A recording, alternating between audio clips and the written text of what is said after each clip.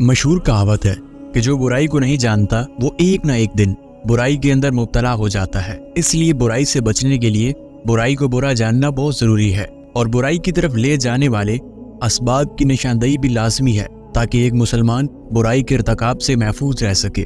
مغربی معاشرے کی ذہنیت کی بنا پر جو حال آج ہو رہا ہے اور انسانی ترقیوں اور آسائشوں سے لطف اندوز ہونے کے ساتھ ساتھ انسانیت سے حیوانیت کے سمت بڑھنے کا سفر جاری و ساری ہے، اس کے برے اثرات اسلامی معاشرے پر بھی پڑے ہیں کہ ہمارے نوجوان غیر مسلموں کی ایجاد کردہ گناہوں سے بھرپور رسم و رواج اور تہواروں کی غلاظت میں ملوث ہو رہے ہیں۔ ان غیر اسلامی طور طریقوں میں سے آج کے دور میں محبت کے نام پر ویلنٹائن ڈے منانا ہے۔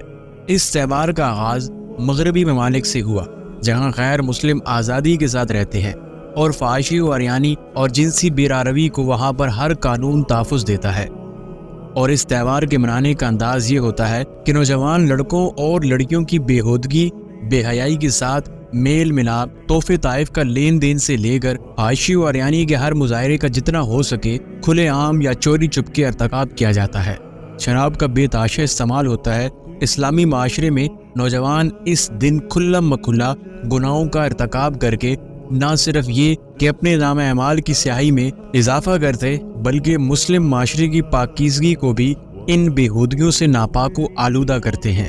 بد نگاہی، بے پردگی، فحاشی و عریانی، غیر محرم لڑکے لڑکیوں کا میل ملاپ، فحش ہنسی مذاق اور پھر اس ناجائز تعلق کو مضبوط کرنے کے لیے طائف کا تبادلہ اور آگے بڑھ کر بدکاری تک کی نوبت جیسی برائیاں اس دن کے منانے میں شامل ہیں۔ دوسروں کی بہن بیٹی کی عزت تار ہوتی ہے۔ اس دن رقص، موسیقی اور بدکاری کے ریکارڈ توڑے جاتے ہیں۔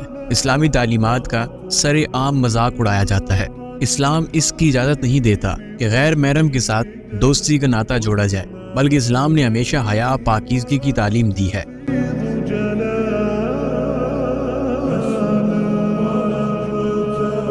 چنانچہ اللہ تعالیٰ نے سورہ نور میں ارشاد فرمایا، اے نبی، مسلمان مردوں کو حکم دو کہ وہ اپنی نگاہیں نیچے رکھیں اور اپنی شرمگاہوں کی حفاظت کریں، یہ ان کے لیے بہت پاکیزہ ہے، بے شک اللہ کو ان کے کاموں کی خبر ہے۔ اور مسلمان عورتوں کو حکم دو کہ وہ بھی اپنی نگاہیں نیچی رکھیں اور پاک دامنی کی حفاظت کریں اور اپنی زینت کو ظاہر نہ کریں۔ اور شراب نوشی کے بارے میں حدیث قدسی ہے کہ اللہ تعالیٰ نے فرمایا، میری عزت کی قسم، جو میرا بندہ شراب کا ایک گھونٹ بھی پیے گا میں اسے اتنی ہی جہنمیوں کی پیپ پلاؤں گا۔ نبی کریم صلی اللہ علیہ وآلہ وسلم نے فرمایا، جو شخص شراب پیے گا اس کی 40 روز کی نماز قبول نہ ہوگی۔ کتنی افسوسناک بات ہے کہ مسلمان لڑکے لڑکیاں بھی مصنوعی محبت کے جذبے میں یہ دن منائیں اور ویلنٹائن کارڈ، سرخ غبارے، چاکلیٹ، مصنوعی دل اور سرخ پھول سے لے کر بے حیائی و بے پردگی کے میل ملاپ تک تمام فحاشی اور عریانی کو بخوشی قبول کرے۔ یہ محبت کا مذاق ہے۔ محبت تو ایک پاکیزہ انسانی جذبہ ہے جو بندہ مومن کے دل میں اللہ اور اس کے رسول کے لیے پیدا ہوتا ہے۔